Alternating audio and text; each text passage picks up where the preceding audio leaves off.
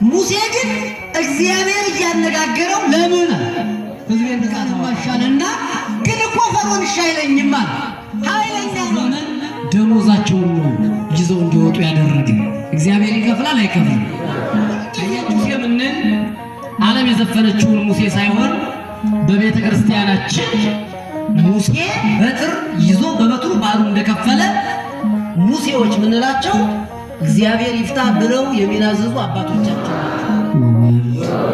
ወመንፈስ ቅዱስ አሐዱ አምላክ ባህርን ከፍሎ አሻገራቸው በሩስ ሁላችሁ ሰጠቀ ባህረ ወአይለፎሙ መዝሙር 77 ቁጥር 13 የትምህርታችን መነሻ ነው። ብፁዕ አባታችን አቡነ ይስሐቅ የዚህ ጥንታዊ ታሪካዊ ሀገረ ስብከት ሊቀ ጳጳስና የቅዱስ ሲኖዶስ አባል የሁላችንም አባት ክቡር መላከ ኃይል ብርሃኑ የዚህ ጥንታዊ ገዳም ዋና አስተዳዳሪ ሰለቸኝ ለምኔ ደከመኝ ለምኔ ሌሊቱን ሙሉ ቅዱሳን መላእክትን መስላችሁ ከቆማችሁ ሳትቀመጡ ከዘረጋችሁ ሳታጥፉ እግዚአብሔርን ስታመሰግኑ የሕዝቡን ልመና ወደ እግዚአብሔር የእግዚአብሔርን ቸርነት ወደ ሕዝቡ ማይከለ እግዚአብሔር ወሕዝቡ ሆናችሁ ስታስታርቁ ስትለምኑ ያደራችሁ ሊቃውንተ ቤተ ክርስቲያን አባቶች ካህናት ወንድሞች ዲያቆናት ይልቁንም የዚህ የታላቁ ገዳማችን ፈርጥ ጌጥ መርገፍ የሆናችሁ የአብነት ተማሪዎች እግዚአብሔርን ደጅ ለመጥናት በቅጥሩ ተገኝታችሁ ቃሉን ሰምታችሁ ንስሐ ገብታችሁ ለታላቁ ክብር ለመብቃት ከሩቅም ከቅርብም መጣችሁ ተናግራችሁ የምትሰሙ አስታርቃችሁ የምታስማሙ አባቶችና እናቶች ሰርታችሁ የምታለሙ ሩጣችሁ የምትቀድሙ ወጣቶች እህቶችና ወንድሞች ንስሐ ጠባይ ያላደፈባችሁ ሕፃናት ጭምር በሥላሴ ፍጹም ሰላም እንደምን ከረማችሁ? የከረማችሁትን ብቻ ነው መጠየቅ። የከረማችሁ እንደምን ከረማችሁ? ሰነበታችሁ? ድቅድቁን ጨለማ አርቆ ብርሃኑን ያሳየን እኛ ከማናውቀው እሱ ከሚያውቀው መከራ የጠበቀን ሰዎች እንቅፋት ሲያስቀምጡብን እንቅፋቱን እያነሳ መንገዳችን ሁሉ የቀና ያደረገልን አምላካችን መድኃኒታችን ኢየሱስ ክርስቶስ ክብር ምስጋና ይድረሰው። ታላቁ መልአክ መጋቤ ብሉይ ቅዱስ ሚካኤል ሊቀ መላእክት አዜ መንጦላይት አቅራቤ ስብሐት በጠራነው ጊዜ ፈጥኖ ደራሻችን ዛሬ የመሰብሰባችን ምክንያት እሱ ነውና በእውነት የዋሁ ርኅሩኅ ሁል ጊዜ ሰዎችን ለማማለድ ብቻ በይውህና የሚታወቀው ታላቁ መልአክ ቅዱስ ሚካኤል ክብር ምስጋና ይድረሰው።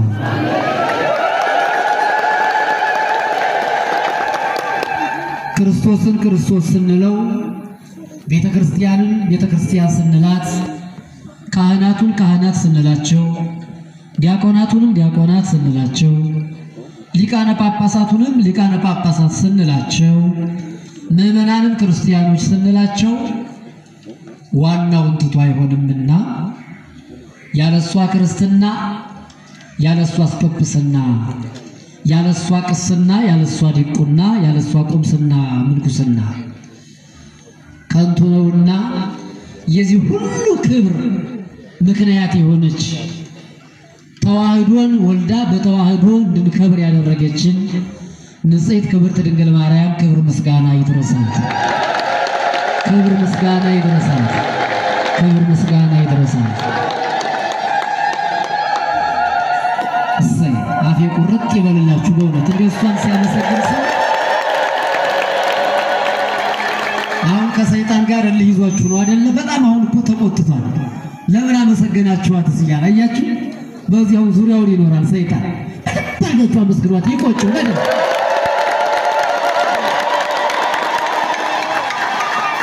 ባህርን ከፍሎ በሉስኪ አሻገራቸው። የትምህርታችን መነሻ ይህ ነው። እንግዲህ በእውነት ያው ሊቃውንቱ ተቀመጥ በወንበሬ ተናገር በከንፈሬ የሚል ስያሜ ይሰጣሉ። ምን ሲሆን እንደሆነ ታውቃላችሁ? አንደበተ ርቱዕ የሆነ የተማረ ንጽሕናን ከእውቀት ከትሕትና ጋር የያዘ ሰው ሲኖር ተቀመጥ በወንበሬ ተናገር በከንፈሬ ይባላልና እንግዲህ ብፁዕ አባታችን አሁን የጠቀሱት ጥቅስ ይስማማቸዋል። እውነት ሐሰት? በማርያም ንገሩኝ፣ እውነት ሐሰት? እኔ ምዕመና መድረክ ላይ ጅንጀና አልወድም፣ እውነታው ግን እናገራለሁ። ታቦት ፊት ቆሜ ነው የምነግራችሁ። ስቡህ ብሎ ቁሞ ማይሌት የሚያድሩ ቅዳሴ ቀድሰው ያውም የተነሳውን ማታ ብሬ ቆሜ እንዲሁ ትንሽ በረከት ላገኝ ብዬ እያየሁ ነበር። አቤ ቢመጣ ለመሳለም ብድግ። እኒህን አባት የሰጠን አምላካችን ክብር ምስጋና ይድረሰው። የእውነት አምላክ ድንግል በምታውቀው ከልቤና ከልቤ ነው የምነግራችሁ፣ እጅግ ከልቤ ሌላ ቃላት የለንም። ብፁዕነታቸው ሌሎቹም አይናማ ሊቃውንት አሉ። ምስጢሩን ስናጎድል እነሱ እያቀኑ ለተወሰነ ደቂቃ እንማማራለን። የብፁዕነታቸው ቡራኬ አይለየን። ታላቁ መልአክ ቅዱስ ሚካኤል በምልጃው ይርዳን። ዛሬ እንደሚታወቀው እጅግ ታላላቅ በዓላት ናቸው የሚከበሩ። በዋናነት 4 በዓል ይከበራል። መድኃኔዓለም ክርስቶስ እግዚአብሔር ይከበራል። እመቤታችን ትከበራለች። ቅዱስ ሚካኤል ይከብራል። እስራኤል ዘነፍስ ይከብራል። እንዴት የሚለውን ጠቅለል አድርገን እናያለን። እንግዲህ እንደሚታወቀው ዛሬ የመሰብሰባችን ምክንያት የቅዱስ ሚካኤል ያደረገውን ተአምር ለመግለጥ ነው። ቀኑ የነጻነት ቀን ይባላል። የምን ቀን ይባላል? በማርያም ንገሩኝ። ነጻነት ያጣ ሰው ቢያንስ ቤተክርስቲያን እንኳን ተናገሩ። የምን ቀን ይባላል? የነጻነት ቀን ይባላል። ፍጹም የነጻነት ቀን ነው ዛሬ። ከእስራት የመፈታት ቀን ነው ዛሬ። ከጠላት የማምለጥ ቀን ነው ዛሬ። ከጠላት መንጋጋ ከዘመናት እስራት የመፈታት ቀን ነው ዛሬ። ይሄን ቋንቋ ዘመኖቻችን በሚናገሩበት ቋንቋ እንዳልሆነ የምናገረው ትረዱኛላችሁ። የመፈታት ቀን ስላችሁ ምንድነው? አንዳንዶቹ ተፈታል ምናምን እንደሚሉት በዛ እንዳትወስዱ በማርያም እሺ። መቼም እነሱ ወስደውብን እንጂ እኛ ከነሱ አናመጣም በፍጹም።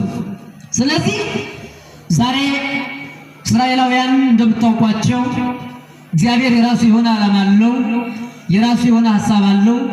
እሱ ያሰበው ስላጠረ አይረዝምም፣ ስለረዘመ አያጥርም። የማን ሐሳብ ስለሆነ በአንድ ወቅት ያዕቆብ የተባለው ሰው እስከ ልጆቹ ድረስ ተራበ። ባጭሩ ሲራብ ራብ ክፉ ነውና ስደት ገጠመው። ያዕቆብ ሲሰደድ እስከ ልጆቹ ሚስቶች አጠቃላይ 70 ሰዎች ሆነው ወደ ግብፅ ወረዱ። ምን ፍለጋ? እንጀራ ፍለጋ። በረሃብ ምክንያት ተሰደዱ። 70 ሆነው ሲሰደዱ ግብፅ እጇን ዘርግታ ተቀበለቻቸው። ብዙ ጊዜ እጅ ወደ ላይ ብሎ ረወይ ነውና አገለግልሃለሁ፣ አንተን እጦራለሁ፣ እንደፈለገው ታዘዛለሁ የሚል ሰው ሰራተኛ ያጣ ሰው ከሆዱ ሞልቼ እሱን ማሰራው ስራ ይበልጣል ለገቢም ለምንም ብሎ የሚያስብ ሰው ብዙ ጊዜ ራቤ ቸገረኝ የሚል ሰው ቀድሞ አይጠላም ነበር። እንደዚህ ዘመን አልነበረም በእውነት። ዛሬ ማንን ማን ያምነዋል? ታዲያ ያዕቆብ 70 ሆኖ ወረደ። 70 ቤተሰብ ይዞ ወርዶ በግብፅ ሲኖር ቁጥራቸው እጅግ በዛ። 600,000 ሆኑ ይላል። ስንት ሆኑ? ማን አበዛቸው? ግብፅ ተጥለቀለቀች በያዕቆብ ልጆች። ቆዩ ዝም ብላችሁ እንዳትሉ እሺ። እኔም ጊዜ ትጨርሱብኛላችሁ፣ እናንተም ደግሞ ክፉ ቦታ ላይ እልል ትሉና ትደናቀፋላችሁ። ስለዚህ እግዚአብሔር አበዛቸው። ነገር ግን ግብፃውያን እስራኤል ሲበዙ ምስጢሩ አልገባቸውም። ከቅድም እነሱ ግን እስራኤላውያን ሲበዙ ደስ ይላቸው ነበር። ለምን ካላችሁ ብዙ ሰራተኛ አገኘን እያሉ። ጥበቡ ግን የማን ጥበብ ነበር? የእግዚአብሔር ጥበብ ነበር። ታዲያ እግዚአብሔር ደግሞ ግፍ ይመለከታል። ምንም ቁጥራቸው ቢበዛ ምዕመናን ተገዢዎች ናቸው። ባላባት ቢባሉ ግብፃውያን ናቸው። አንተ መጤ እየተባሉ እሱ ጠፍጥፎ የሰራው ይመስል መሬቱ የመጣበትን እየበላ እየጠጣ እየሰራሉ እያሉ ሽሙጥ ይናገሩባቸው ነበር። ከስደታቸው በላይ አንዳንዴም ደግሞ በረሃብም ይቀጧቸዋል፣ ስራ ጫናም ይበዙባቸዋል። ኧረ እባካችሁ ፈቃድ እንውጣ ሲሉ ፈቃድ አይሳጣቸውም። በሕገ መንግስቱ እንደምታውቁት ቢያንስ አንድ ሰራተኛ በዓመት ውስጥ ስንት ቀን እረፍት አለ? እግዚአብሔር ይመስገን መንግስት ሰራተኛ የለም እዚህ ማለት ነው። ስንት ቀን ነው? 365 ቀን እረፍት ነው። እንዴት ነው? 12 ቀን አንድ ወር እንዲያ ነው። በ12 ወር ውስጥ 11 ወሩን ይሰራል፣ አንዱ ወር ያርፋል። ፈቃድም ሲጠይቁ አይፈቀድላቸውም እስራኤላውያን። ከቅድም ስራ ይበዛባቸዋል። እግዚአብሔር ግን ከላይ ሆኖ ይመለከት ነበር። ሁላችንን በቸርነቱ ይመልከተን። በእውነት በግብፅ የበዛው መከራ በእስራኤል ላይ ቁጥራቸው እየበዛ ሲሄድ አሁን የህዝብ መቀነስ ስራ እንስራ ተባለ። ህዝቡ ይቀነሳል። ክፎች እግዚአብሔር ለሚመግባቸው እነሱ ጉሮሮን ከፈቱ። ጉሮሮን የሚከፍት እግዚአብሔር እሱ የከፈተውን ሳይዘጋው አያድር። ግብፃውያን ግን የለም አሉ። ለስልጣናችን የህዝቡ መብዛት ያሰጋል፣ የአንድ አካባቢ ሰው መብዛት ያሰጋል አሉ። ምን ይሁን? የሚወለደው ሁሉ እየሞተ ወዲያው ሲወለድ አንደኛ እስራኤላውያን እንዳይወልዱ ማድረግ፣ ያም ካልሆነ በስህተት የሚወለደውን ሁሉ እናት ልጇን እየረገጠች አብራ ጭቃ ላይ እያወካች እንዲያውም ደም ያጠነክራልና አብሮጡ ይስሩበት እያሉ ክፉ ትእዛዝ ከቤተ መንግስት ወጣ። ለምን ካላችሁ በቤተ መንግስቱ ዙሪያ የነበሩ አማካሪዎች ክፉዎች ስለነበሩ የሰው ደም ሲፈስ የብርጭቆ ውሃ የፈሰሰ ያህል እንኳን የማይሰማቸው ክፉዎች ነበሩ። በፈርዖን ዙሪያ የነበሩ ምዕመናን ብዙ ጊዜ ነገስታት መሪዎች ብቻቸውን አይሳሳቱም። ብቻውን የተሳሳተ መሪ የለም። ከጎን ካሉት አማካሪዎች ጋር ነው ስህተቱ የሚፈጸመው። የፈርዖን አማካሪዎችም እንደዚህ ነበሩ። እስራኤላውያን እንዳይበዙ በቃቸው። ስለዚህ ምን ይሁኑ? መከራ ይብዛባቸው። ወንዱም ስራ ሲበዛበት፣ ሴቷም ስራ ሲበዛበት ስጋዊ ፍቶት አይታሰብም። ስለዚህ ከቅድም ስራ ይጠንክር ይጨመርባቸው እየተባሉ ይሰቃዩ ነበር። ግን ይህንን ማን ይመለከታል? ምዕመናን እግዚአብሔር ከላይ ሆኖ ይሰማ ነበር። አለቀሱ ሴቶች። ባጭሩ ልንገራችሁ፣ አለቀሱ። እናት ጨክና ልጇን እያቦካች አብራ ከጭቃ ጋር አስተቀላቀል እንዴት አታልቅስ? ይህ መከራ ደርሶባቸዋል። በኋላ እግዚአብሔር ከነዚህ መካከል በእግር እየተረገጡ ዋው ነው ከሚቀሩት ሕፃናት መካከል አንዱን ሙሴን እግዚአብሔር በጥበቡ አትርፎት ነበር። ሙሴ ካደገም በኋላ ስደት ወደ ሌላ ሀገር ሄደ። ያም የተሰደደ ለወገኑ ረድቶ ዕብራውያንና ግብፃውያን በባህልም በምንም ስለማይግባቡ በአንድ ወቅት ዕብራዊና ግብፃዊ ተጣልተው ሙሴ ለዕብራዊው አግዞ ግብፃዊው እንዲጎዳ አድርጎ ይህ ነገር እንዳይታወቅብኝ ብሎ ኮበለለ። ሙሴ ወዴት ሄደ ቢባል ወደ ኢትዮጵያ። ወዴት መጣ? ምን አለ ዛሬ ቢመጣልን በእውነት ሙሴ ያኛው ሙሴ ነው ማለት ያ እስራኤልን ነፃ የሚያወጣው ሙሴ በእውነት ሀገራችንን ዛሬ እንዲባርክልን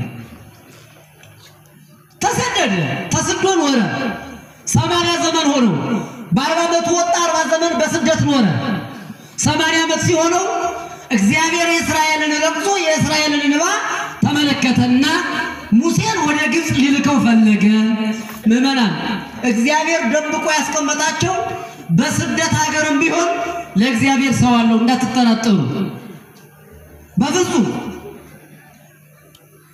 ሙሴ ከስደት ተመለሰ ነው የተባለ አሉ እኮ ጥሩ ወንድሞች እኮ አሉ ዘመዶች አሉት ቤተሰቦች አሉት ግብጽ ውስጥ ያሉ በእነሱ እስራኤላውያን ነፃ እንዲወጡ አልፈለገም እግዚአብሔር በስደት ባለው በሙሴ በግ በሚጠብቀው ምስጢረ መለኮትን በተመለከተው በሙሴ እስራኤል ነፃ እንዲወጡ እግዚአብሔር ፈቃዱ ሲሆን ሙሴን ፍለጋ እግዚአብሔር መጣ ሙሴ 80 ዓመቱ ነው በ80 ዓመቱ ወደ ግብጽ ትሄዳለህ ተባለ ምን ልሰራ ጌታዬ አለ ታሪኩን ስለምታውቁት ነው ጫፍጫፉ ምነግራችሁ ምን ልሰራ አምላኬ አለ የተበደለ ህዝብ አለ እኔን የሚያመልክ ግን እንዳያመልክ እንቅፋት የሆነበት መሪ አለው ከዚያ መሪ መንጋጋ አውጥተህ ህዝቤን አምጥተህ ለኔ መስዋዕት እንዲሰዋ ታደርግ ዘንድ ላንተ ይገባል ሀብትህ ነው አለው እግዚአብሔር አይሆንም አለው ሙሴ ለጊዜው ለምን አለ እግዚአብሔር አሁን ምዕመናን እንደው እንኳን እግዚአብሔር አነጋግሩ ሙሴ አስተዋይ ነው በነገራችን ላይ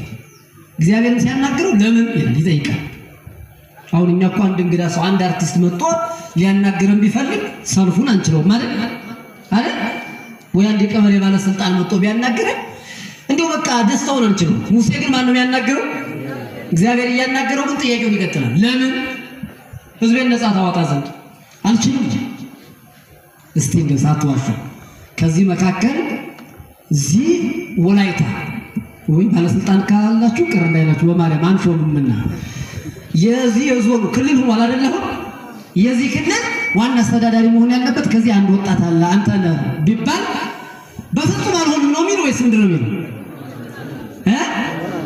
ለጠቁማው እና ጉዱን ነው ተመልከቱ ሙሴ ግን እግዚአብሔር እያነጋገረው ለምን ህዝቤን ነፃ ታወጣለህ እዚህ በልጤ ምስራች ግን ምን አለ ለምን የተቸገሩትን ከመርዳት በላይ የተራበ ሲበላ ከማየት በላይ የተጠማ ሲጠጣ ከማየት በላይ የደከመ ሲያርፍ ከማየት በላይ የተራቆተ ሲለብስ ከማየት በላይ ምንም ያስደስት ነገር አለ ለምን እየመሰለን እኮ የታሰረ ተፈቶ ወደ ቤቱ ሲመጣ ከማየት የተሻለ ምን ነገር አለ ሙሴ ነፃ ወጣ ከመከራ ግን ለምን ልክ ነው አያጣራ ነው የተሰማው ሁሉ እውነት አይደለም ምን ጆሮ ቀዳዳ ሁለት ሆኖ እኮ አንዱ ማጣሪያ ነው በዚህ የገባ አንድ ባለቅኔ እንዘይ ሰሞ በዚህ ያው ህዝቡ ነበር በዚህ ሰምቶ በዚህ ያፈሰዋል አው ማጣሪያ ነው ታዲያ እና ሙሴ አጣራ የለም ማለት ለምን አለው እግዚአብሔር ልጆችን ሚስቴን ቤተሰብ የኔ ማጥቼ ነው ማለት ሙሴ ግድ የለም ለነሱ ያለው አለ ማን አለ ድክም ይበል ደከማችሁ አይደል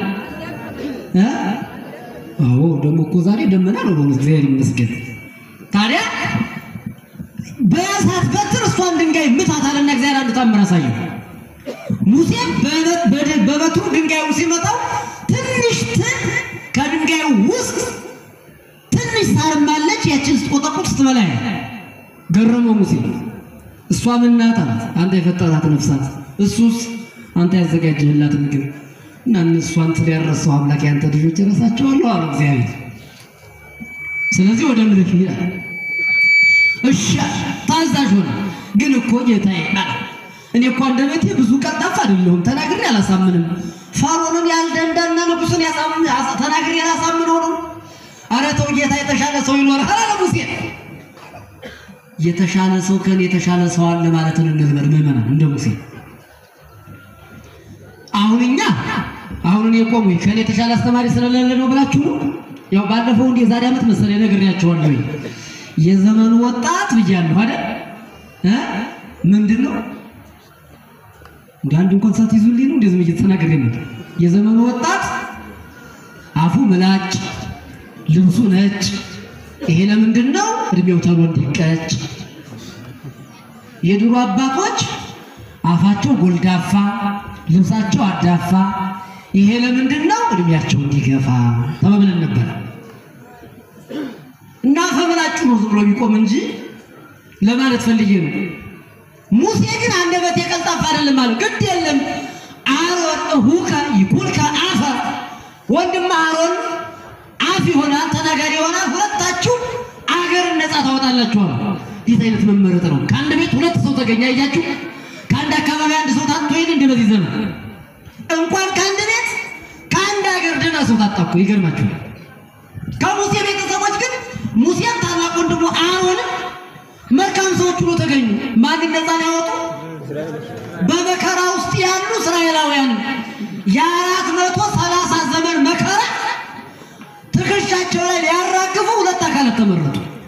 ወንድማማች ጌታ ያንተ ቃልህ ማሻልና ግን እኮ ፈርዖን እሺ አይለኝም አለ።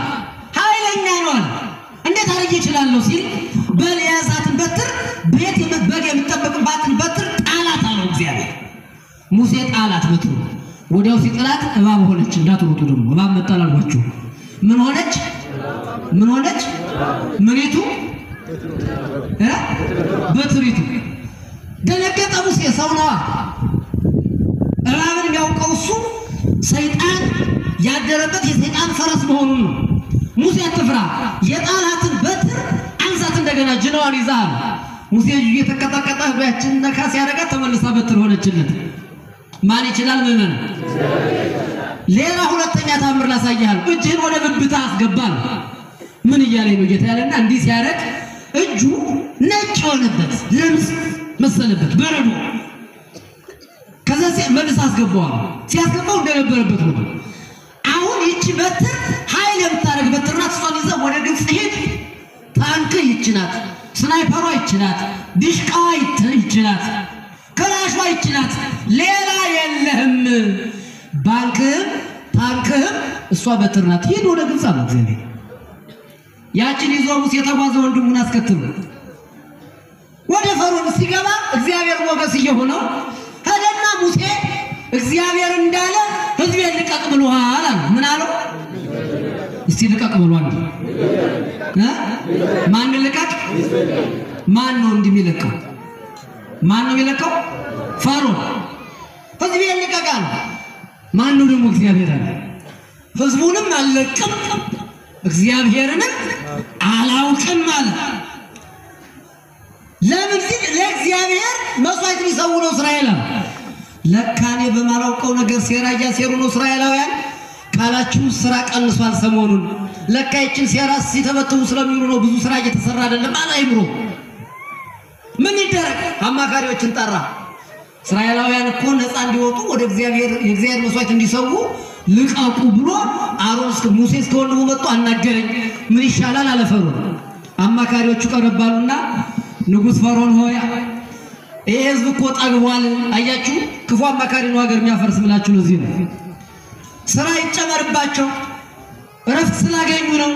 ስለዚህ የበለጠ እጥፍ ካሁን በፊት ጡብ ሲጠፈጥፉ እነሱ ገለባ ያቀርቡላቸዋል። እነሱ ጭቃውን አውክተው ነበር የሚያዘጋጁ።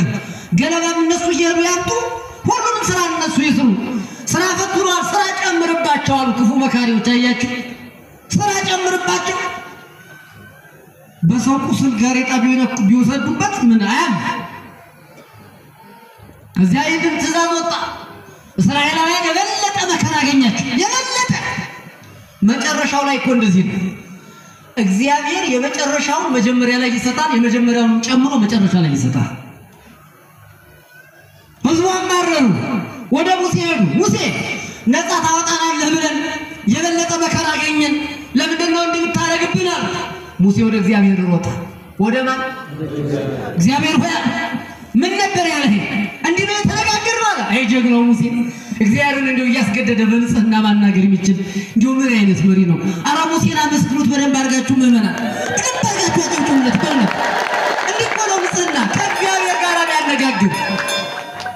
አሁን ሙሴ እኮ እሱ ስደት ሀገር ላይ ያለ ብዙ በግ አለው፣ እንደፈለገው መኖር ይችላል። ግን ጥያቄው ወደ እግዚአብሔር የሚጠይቀው ጥያቄ ህዝቡን ነፃ ለማውጣት ነው። አረ የህዝብ መከራ በዛበት። ፈርዖን ችግር የለውም ፈርዖንን እኔ ልብ እንዲገዛ አደርጋለሁ በሱ ላይ አምላክ ትሆናለህ ብለኸኛል ነበር። በእስራኤል ላይ እንደገና መከራ ጨመረባቸው። ህዝቡም እኔንም ወንድሜንም ሊጣሉን ነው። እንኳን አንተን ለማምለክ ሊበቁ በዚሁ ሊያልቁ ነው። እግዚአብሔር ወይ ምን ይሻላል? ግድ የለም አለ እግዚአብሔር። ፈርዖን ያፍራል፣ እኔም እከብራለሁ፣ አንተም የክቡር እግዚአብሔር ወዳጅ ትባላለህ ይዙህ እያለ እግዚአብሔር ያጽናናዋል። ወደ ፈርዖን ገባ። ምን ላድርግ? ያዛትን በትር አሁን እንደነገረው ህዝቤን ማትለቅ ከሆነ በግብፅ ያለው ውሃ በሙሉ ደም ይሆናል ብለህ ንገረው። ገብቶ ነገሩ።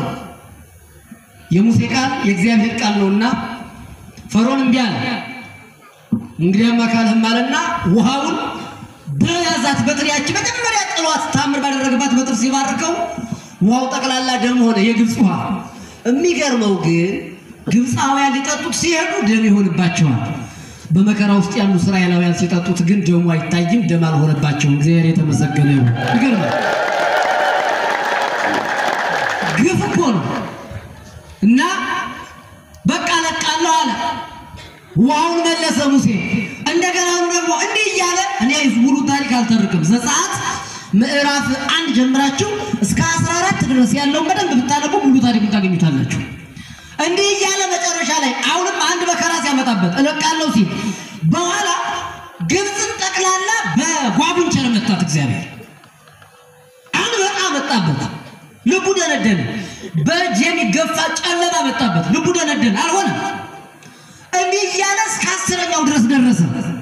10ኛው እያንዳንዱ በኩር ልጁንና በኩር ከእንስሳ በኩሩን እመታለሁ አለ እግዚአብሔር። ይሄንን ሁሉ ነገረው። ለፈርዖን ሲነግረው በፍጹም አለ አድርጎ አሳየው። ህዝብህን እለቃለሁ ይዘህ ሂድ አለ።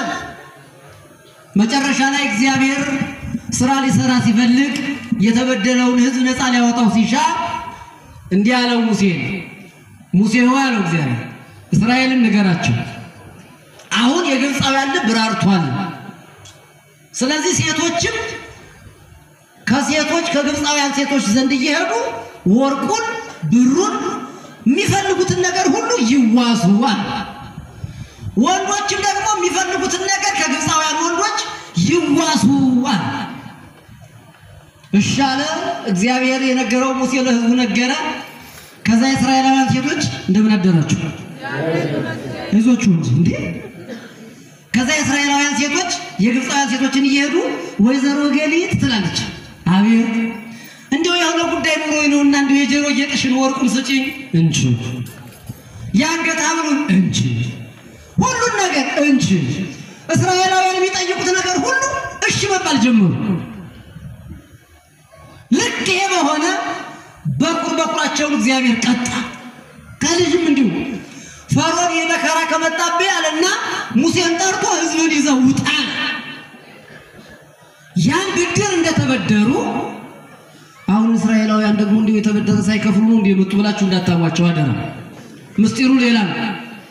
ያን እንደተዋሱ እግዚአብሔር ባወቀ ከግብፅ ፈርዖን ህዝቡን እንዲለቅ እግዚአብሔር ፈቃዱ ሲሆን ሙሴ እስራኤልን እየመራ ከግብፅ ይዞ መውጣት ጀመረ። እዚህ ጋር እንደገና ልበላችሁ፣ ለምንድን ነው እስራኤላውያን ከግብፃውያን የተበደሩትን ንብረት ይዘው እንዲወጡ ያደረገ እግዚአብሔር ካላችሁ 430 ዘመን ሙሉ ሲሰሩ ለእስራኤላውያን ደሞዝ ተከልክለው ነው የኖሩ። እግዚአብሔር ባወቀ የ430 ዘመን ደሞዛቸውን ነው ይዘው እንዲወጡ ያደረገ። እግዚአብሔር ይከፍላል አይከፍልም? አያችሁ አይደል? ሰራተኛ በተበደሉ ሰዎች በሆነ ባልሆነ ደሞዙን እያያዛችሁ ብታሰቃዩ ሰዎች ይብላኝ ለእናንተ እንጂ እግዚአብሔር ግን ዋጋቸውን ሳይከፍላቸው አይቀርም። የቱንም ያህል ለጊዜው ይመስለናል የእናንተው ይጠፋል፣ የሰሪዎች ግን ይኖራል። እግዚአብሔር በተለያየ ነገር ይሰጣቸዋል። እንደዚህ አድርጎ እስራኤላውያን ይዘው እንዲወጡ አደረገ። ወደ መጨረሻው እንምጣ።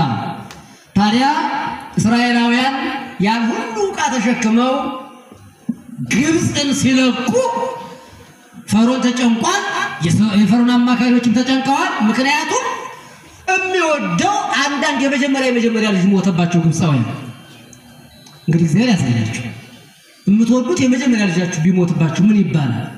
እንዲሁም አባቶቻችን ሲመርቁ የልጅ ሞት አያሳያችሁ ነው የሚባለው አይደል እንዴ? ወጣቶች ምን ነው ዝም ብትሉ ልጅ ስለሌላችሁ ነው እናንተ? የልጅ ሞት ምን አይበላችሁ አያሳያችሁ። ግብፃውያን በዚህ ስለተቀጡ ይሄዳሉ ፈቀዱ። ጥበቡ ግን ጥበብ እግዚአብሔር ነው። እስራኤላውያን ጉዞ ጀመሩ። በኋላ ከተማዋ ጭር አለች። እንዴ ለካ የከተማዋ ድምቀት መጤ ብለን የሰደናቸው ሰዎች ናቸው። ጥያቄ አለ። ወላይታ ውስጥ በጣም ማስተዋል ያስፈልጋል። የወላይታ ከተማ ደምቃ የምትኖረው እዚህ በተወለዱ ሰዎች ብቻ ነው? ሌላው ይቅር። ዛሬ ይህን የመሰለ ስብሐተ እግዚአብሔር ሲንቆረቆር ያደረ የድጓው መምህር ያቋቋሙ የመጽሐፉ የቅዳሴው የሁሉም ሊቃውንት ብፁዕ አባታችን እዚህ አካባቢ ስላገኟቸው እዚህ አካባቢ የተከሏቸው ናቸው። በማርያም ነገር ናቸው። የትም ቦታ ቤተክርስቲያን አንዲት ናት፣ ሀገር አንድ ናት። ምን መርህ ባይኖር ኖሮ ዛሬ ቤተክርስቲያን ውስጥ ሲጠብ ድረስ እንዲህ አይነት ስብሐተ እግዚአብሔር ሲደርስ ያድር ነበር። ምዕመና የወላይታ ጌጧ እዚህ ቦታ የተወለዱ ሰዎች ብቻ ሳይሆን ሀገራችን ናት፣ ሃይማኖታችን ናት ብለው የትም ይምጡ በሃይማኖታቸው ቤተክርስቲያን የተጠለሉ ሊቃውንት ደቀ መዛሙርት የትም አካባቢ ይወለዱ ያን ሊቀ ጳጳስ የመላው ዓለም እንጂ የአንድ አካባቢ አይደሉም ብለው ስለሚያምኑና ብፁዕ አባታችንም እኔ የዓለም አባት እንጂ የአንድ አካባቢ አይደሉም ብለው ስለሚያምኑ ድምቀቱ ይሄ ነው። ሌላ የተለየ ነገር የለውም። እውነት አስብ። ግብፃውያን ይሄን የገጠማቸው እስራኤላውያንን መጤ እያሉ መከራ በዙባቸው። እግዚአብሔር ይዞ ሲደርስ እስራኤልን ነቅሎ አወጣ ከግብፅ። ግብፅ ጭራች ከተማዋ ቀዘቀዘ፣ ኢኮኖሚዋ ደቀቀ፣ ሚሰራ ጠፋ። በእስራኤል ትከሻ ላይ ስለነበረ ወጣቱን ዝም ብሎ ነዘህል አልነበረ። የግብፅ ሲወጡ ከተማዋ ጭር ስትል መማክርቱ ሄዱና ንጉሥ ሆይ ምንድን ነው? ምን ልትገዛ ነው? ያን ያህል 600,000 ሕዝብ አባረ፣ ከተማዋ ባዶን ቀረችላል። ምን ላድርግ? ጦርህን ስበቃ፣ ፈጣን ሰረገሎች አሉ፣ አሰማራ ሰራዊትህን፣ እንደርስባቸዋለን፣ መልሰን እናመጣቸዋለን አሉት። እውነት ነው አለ ፈርዖን። የዋሁ ይችላል ግን ምዕመን የቱንም ያህል የሰራዊት ብዛት እኮ ህዝብን ማንበርከክ አይችልም። የፈለገ ቢሆን የእግዚአብሔር ክንድ ነው ትልቁን ስራ የሚሰራው። ያ ካልሆነ ከንቱ ነው። እሺ አለ። የተመረጡ የፈረስ ቴኳንዶዎች ነበሩት። በጣም ፈጣን ፈረሶች። አሁን ለምሳሌ በዚህ በጦሩ ዓለም ምንድነው ይሄ ልዩ ኮማንዶ ነው የሚባለው አለ። እንዴ እየተስፈለጣጠረ ነው አሉ። ያሳየኝ እግዚአብሔር እንደዛ ነው አሉ የሚያደርግና ልክ እንደዚህ የሆኑ ፈረሶች አሉት። ያን አሰልፎ መጣ። ማንን ለመያዝ? እስራኤልን ለመመለስ፣ ወደ ቀደመ ባርነት ቀንበር ለማምጣት። እስራኤል እኮ ወዳቸውን ሞልተው ጌጣቸውን ይዘው ጠቅላላ ደሞዛቸውን ተቀበለው እየተጓዙ ነው። እግዚአብሔር ባወቀ። ሙሴም ደስ ብሎት አሮንም ደስ ብሎት ከፊት እየመሩ ነው። የማይዘነጋው ነገር ገና ከግብፅ እግራቸው ሲነቅል እንቅፋቱን ያነሳላቸው የነበረው ታላቁ መልአክ ቅዱስ ሚካኤል ነው። ክብር ምስጋና ይድረሰው።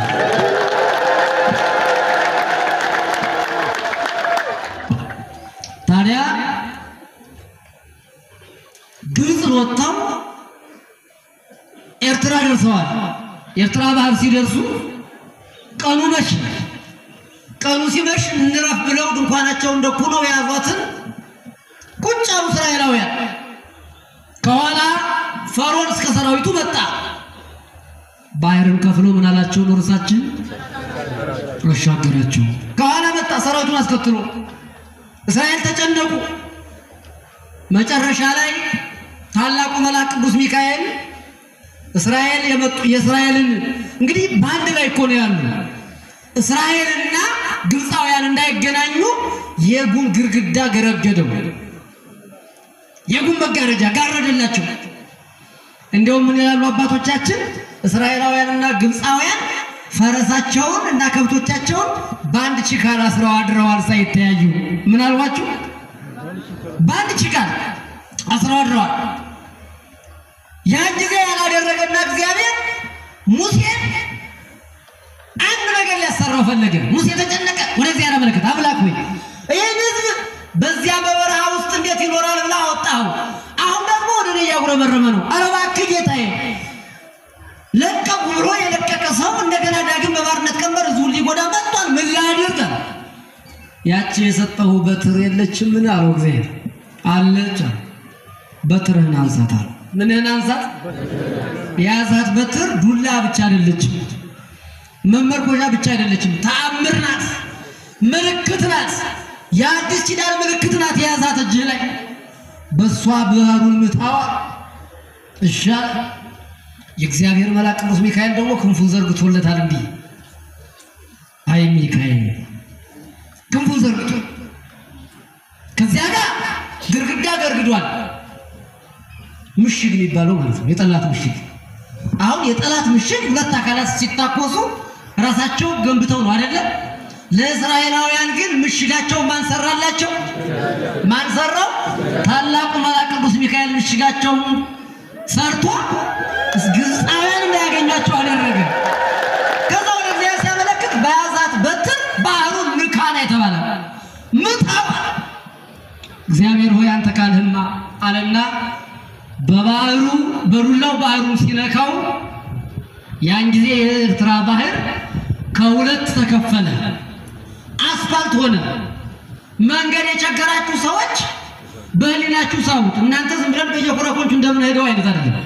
እንቅፋት የሌለው ቻይና ያልሰራችው የትኛውም ሰው ያልሰራው ንጹህ የተመቻቸ መንገድ ሆነላቸው ባህሩ። ያን ጊዜ እስራኤልን ሙሴ ተሻገሩ አለ። ኑ አለ።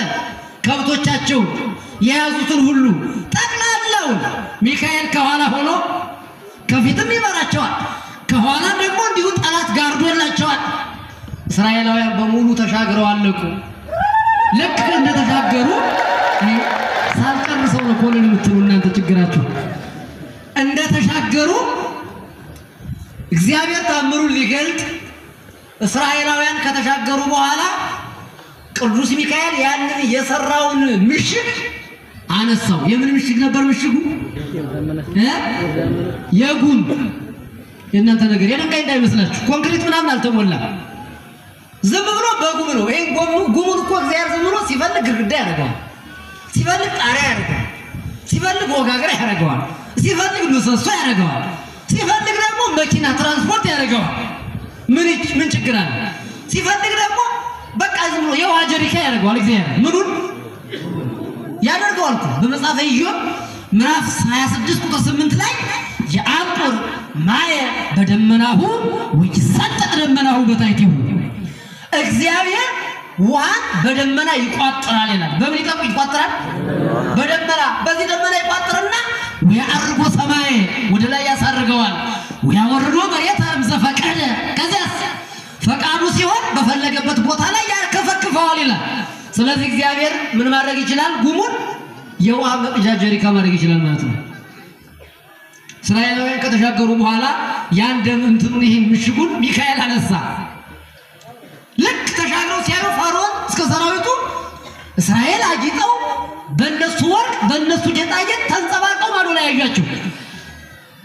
ከዚያ ሲያዩ ደግሞ መንገዱ የተስተካከለ አስፋልት ሆኖላቸዋል። ባህሩ ነዳ ፈረስህን አስነሳለና ፈርዖን አይ ያላወቀው ነገር አዘጋጅቶለታል።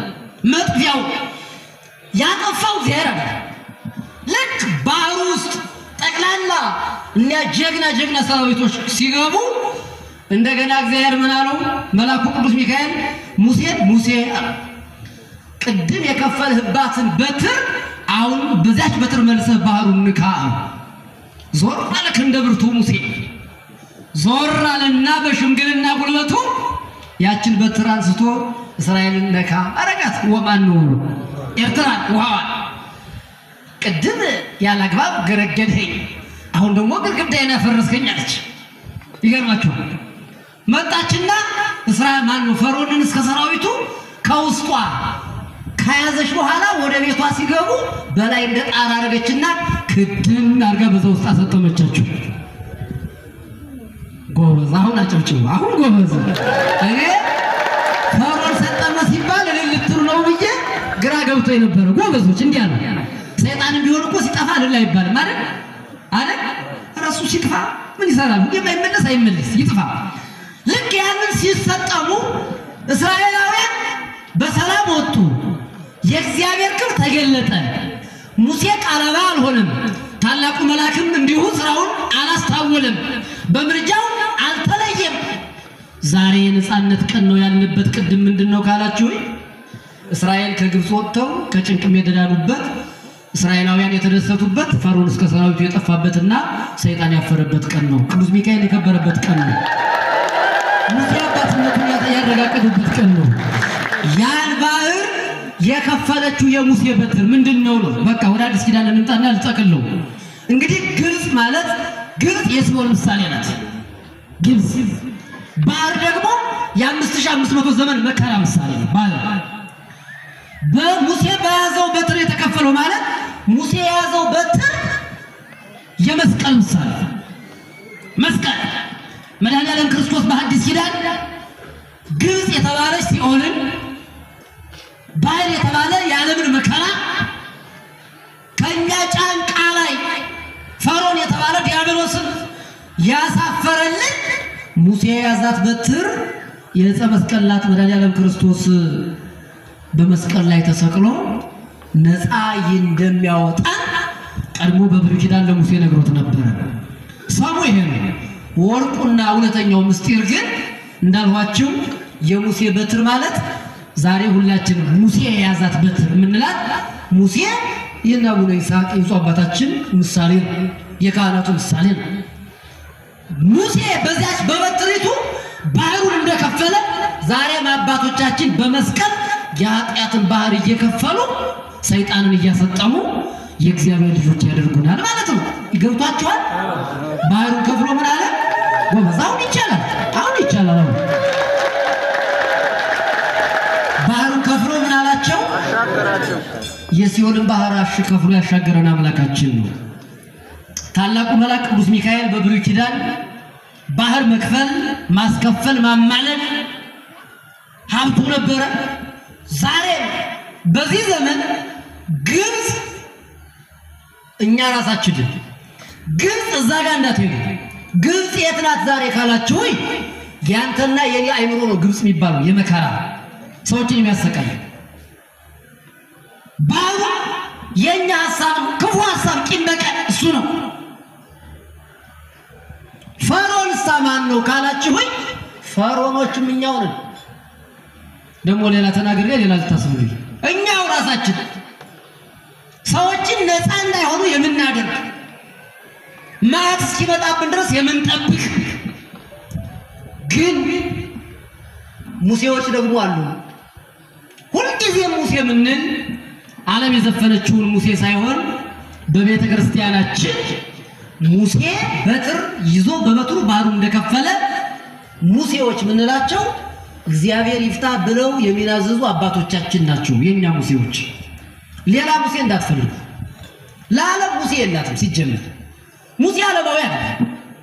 ሙሴ ሁሉን ጥሎ እግዚአብሔርን ነው ያገለግል። እግዚአብሔርን እያገለገሉ ህዝቡን የሚታደጉ አባቶቻችን ሙሴዎች ይባላሉ። ከነሱ በትር ላይ ከነሱ መስቀል ላይ የእግዚአብሔር ኃይል አለ።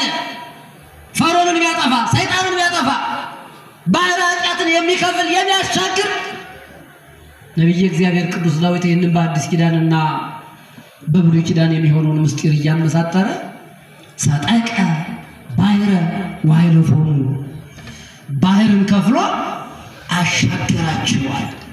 ዛሬ በአዲስ ኪዳን ከኃጢአት ባርነት በክርስቶስ መስቀል ነፃ ሆነናል፣ ነፃ ወጣናል እንደሚሉ ሰዎች ሳይሆን ያን የመከራውን የ5500 ዘመን የውርሱን ኃጢአት ክርስቶስ አጥፍቶልናል። ግን ተመልሰን ደግሞ እኛ በባርነት እየተያዝን መሆኑን ማወቅ አለብን። ቅዱስ ጳውሎስ እንዲህ ይላል ወይትባው ዳግም አውስታሩ ተቀኔ በገላትያ መልእክቱ ምዕራፍ 5 ላይ ያ የቀደመው የባርነቱ እስራኤላውያን በግብጽ ያገኛቸው የነበረው መከራ በሙሴ በትር ባህሩ ተከፍሎ እንደተሻገሩ እኛም ደግሞ እስራኤል ዘነፍስ ከባርነት ከኃጢአት ባርነት በክርስቶስ መስቀል ነፃ ወጣናል። ያ ከውርሱ ኃጢአት ማለት ነው። ስለዚህ ወይትባው ዳግም አውስታሩ ተቀኔ ዳግመኛ ለሰይጣን ወደ መገዛት አትመለሱ ይላል። ስለዚህ የተወደዳችሁ ምእመናን ዛሬ ቅዱስ ሚካኤልን ስናከብር ከኃጢአት ባርነት ተፈተን፣ ከጥላቻ ባርነት ተፈተን። ሚካኤልን ስናከብረው እስራኤላውያንን በአማላጅነቱ 7 ደመና ጋርዶ ያሻገረ መልአክ ነው ስንል ዛሬም እኛን ከብዙ የኃጢአት ባርነት ያሻገረናል ብለን ስለምናምንበት የሙሴ በትር መስቀል ነው። ዛሬ መስቀሉን ይዘን መስቀሉን በያዙ አባቶቻችን በመስቀሉ ኃይል ሰይጣን እንድል እናደርጋለን ብለን አምነን ከዛስ ደግሞ ሙሴዎቻችን ደግሞ ካህናቶቻችን ናቸው። ይልቁንም ደግሞ በዚህ ቤተክርስቲያን እንዲወቱን ተናግሬቱ ታስተውሉ ከሆነ እንደዚያ ምን ነገሩ በስቶብኝ ብናገሩ ሁሉ ግራ ገብቶኝ ነው። በዚህ ቦታ ላይ እውነቴን ነው የምላችሁ። ያብነት ደቀ መዛሙርቱ ሙሴዎች እነዚህ ብታዩአቸው ደቀ መዛሙርት ሙሴ በ40 ዓመቱ ተሰዷል። መጀመሪያ ተሰዶ ሄደ፣ ኋላ ተመልሶ ግን ነፃ አውጣ ተባለ። ዛሬ ተሰደዋል ደቀ መዛሙርቱ ለመማር፣ በኋላ ነፃ አውጪዎች ይሆናሉ። ስለዚህ ደቀ መዛሙርት ማለት የአብነት ተማሪዎች ማለት ሙሴዎች ማለት ነው። ምን ማለት ነው? ምንድነው ኩርፊያን ምን አመጣው? መድኃኒዓለም አባት በጣም ነው እኮ የምታስፈሩ፣ ንገሩኝ እንጂ። አሁን የአብነት ተማሪዎች ምኖች ይባላሉ?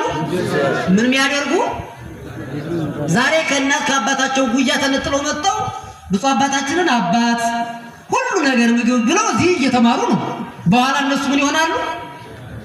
ንገሩኝ እንጂ። ሙሴዎች። ሙሴ ማለት ነው ምን ማለት ነው? ህዝቡን ምን የሚያደርግ ከምን አይነት ባርነት? ጠያጅም ሰዎች ከዛ እንዳይመስላችሁ። ከምን አይነት ባርነት?